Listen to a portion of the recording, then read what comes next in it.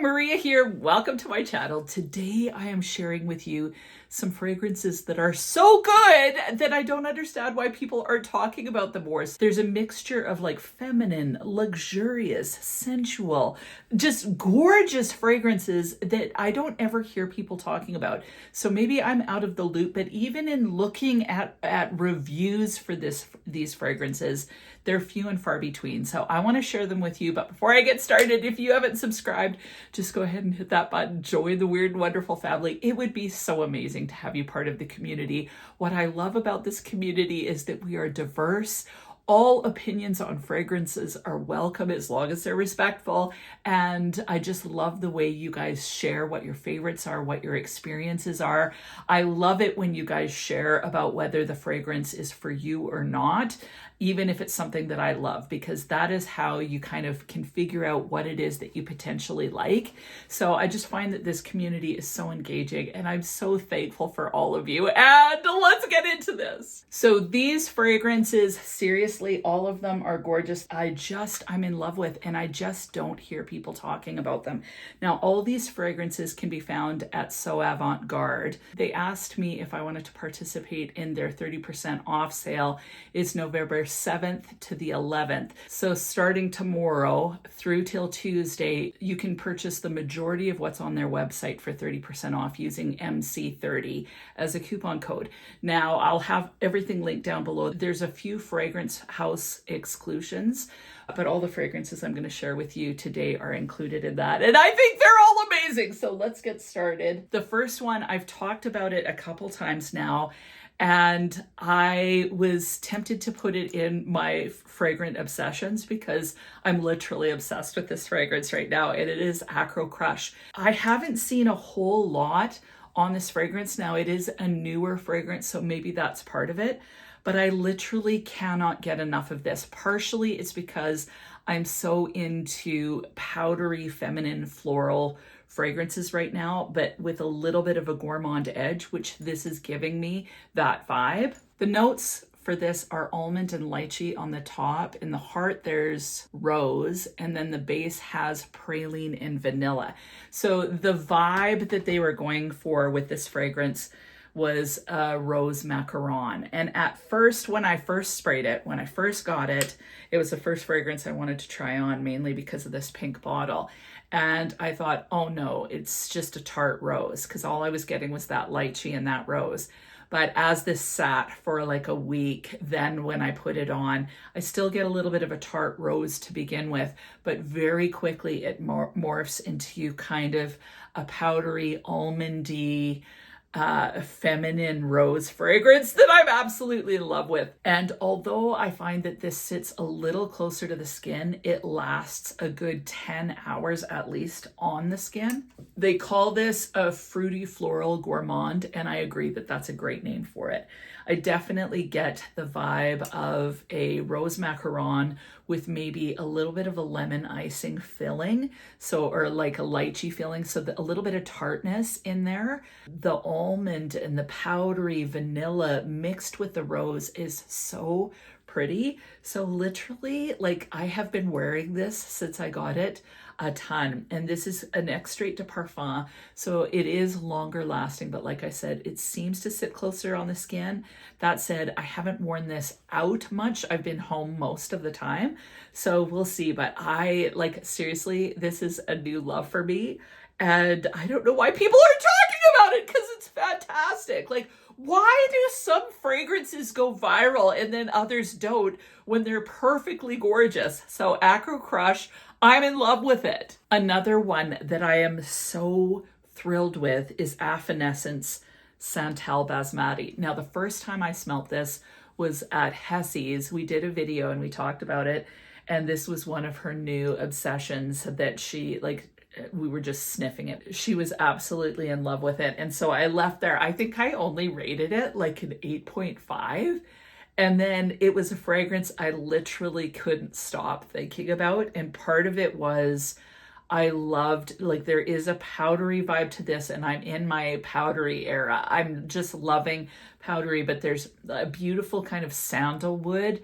But what's so gorgeous about this is it smells so luxurious and classy. It's like sophistication in a bottle. Like, this is a fragrance where if you don't want a floral, but you want something that smells very put together, elegant, but understated elegance, like you just can't help yourself, you're elegant, this would be the fragrance you would reach for. Seriously, it's spectacular. So the notes are rather simple for this. It's sandalwood, basmati rice, cashmeran, iris, and patchouli. There's something really earthy. It is woody, but that sandalwood is so soft and velvety.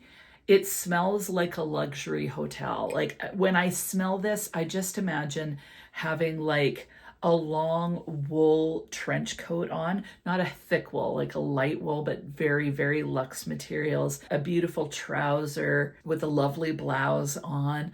I've probably got pearls or some necklaces. I'm from New York. I get on my private jet. I go across to Europe and I'm staying in some luxe hotel like the Savoy, but it's somewhere in Italy. And the hotel maybe smells like this, or maybe I just smell like this because because I'm a gazillionaire that just automatically, like, no matter where I go, I smell amazing and luxe.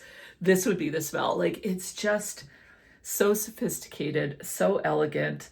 There is that powdery vibe, so it feels kind of cozy. It's perfect for fall and winter, but this is a fragrance, honestly, I think you could wear it all year round. You just have to go a little lighter on the sprays. It's not too sweet. It's not too powdery. It's not too anything. It's just perfection. What I like about this is that it's nothing I have ever smelled before. It was something kind of new for me with that basmati rice and the sandalwood. And those are the two star notes for me. I just think this is gorgeous. If you like something that's really put together and sophisticated, not too sweet, and very elegant, this is the fragrance to go for. Like, seriously, I am in love with this one. And this is also an excellent fragrance if you want to sweeten it up, or if you wanted to layer it. This is your sophistication. You could layer a floral on it. You could layer something a little more sweet. You could do so much with this fragrance. So I just see this as being a workhorse fragrance. The longevity is fantastic on it. I am in love. This next fragrance is so amazing, and it is honestly so underrated. To me, this whole brand is underrated because they've got some really gorgeous fragrances. It's J.U.S. Perfumes, and it is Spritz Love. Now, this fragrance, again, it's literally perfect for fall. And it's one of those fragrances that, again, is not too sweet. Like, it's not got a lot of sweetness to it. So I find those fragrances to be rather elegant feeling, and this one's no exception. It has bitter orange and petitgrain on the top, vetiver and saffron in the heart, and the base is amberwood and oud. Now, I don't get a whole lot of oud in this. I don't know if it's the petitgrain or if it's the saffron, but it does feel almost a little bit floral. I'd say the two star notes would be the vetiver and the bitter orange. But what this smells like, I think it's because of the petitgrain in it, is it smells like you're outside on a blustery day and you're crunching in the leaves, and the air, you know, when the air smells really fresh, the dampness of the earth, like you're getting this earthy feel.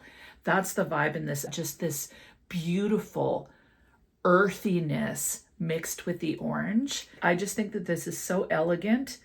There's a coziness to this. It's something that I haven't smelt anywhere. Like, I don't know what I would compare this to. I just think that this is an underrated gem, like, for sure. I think it's absolutely beautiful. It's very elegant and sophisticated. It's not florally. It's absolutely unisex, but I'd say that it borders on leaning feminine, or maybe it's just in, depending on who would be wearing it, it would smell one way or the other, because there is something about this that feels a little bit floral, even though there's no real floral in this. Although this has the oud, it's not prominent. So I don't put this on and feel like I'm wearing an oud fragrance. I put this on and feel like I'm wearing an orange vetiver fragrance. So the oud may add a little bit of depth in there or a little bit of structure, but it certainly doesn't make this feel like an oud. So if you're afraid of oud, I wouldn't be afraid of this. If you like some woodiness in your fragrance, this is gorgeous. And the orange in here smells like authentic orange oil. So if you've ever smelt orange essential oil, it feels like that. So it's not synthetic at all. It's not sharp and it's not bright. It's a warm orange. Like imagine orange rinds mixed with kind of fallen leaves, and you're crunching and the perfume of that is coming up and hitting your nose. That's the vibe. So I think this one's very sophisticated. It's understated again, and I am in love with it. I just think this is a beauty. Now this next fragrance, I had not heard anything about this one. It's been out for a while, but it is absolutely beautiful, but it's not necessarily my taste lately. I want to share it. It's called Revolte Imperiale. So I wanted to show you the packaging on this because I think it's so gorgeous. It has this velvet packaging, and I had originally wanted I think it's called Pop Heart, something like that, but they were out of that one. So I thought I would try this one because I've never tried anything from this brand. So first, I want to show you this bottle. I just think it's so gorgeous. Like it's very, very luxe looking bottle. I just love it. So this fragrance, it is gorgeous. So it's not that I don't think it's a beautiful fragrance, and I haven't heard much talked about with this one either, but it's not the vibe that I'm going for these days. So this would have been something I would have reached for a year ago. I was really, really into the scent profile, but not so much right now. This is definitely a more warm, vanillic, spicy kind of tobacco fragrance. So I'm going to read you the notes so you get the feel. And the notes are what drew me in. Like it's got mirabelle, cinnamon, and dried fruits in the opening. In the heart, it has tonka, tobacco, and patchouli. And the base is vanilla, amber, and sandalwood. So when I smell this, I definitely get the cinnamon, and it's kind of a sparkly cinnamon, like almost like it tickles your nose cinnamon.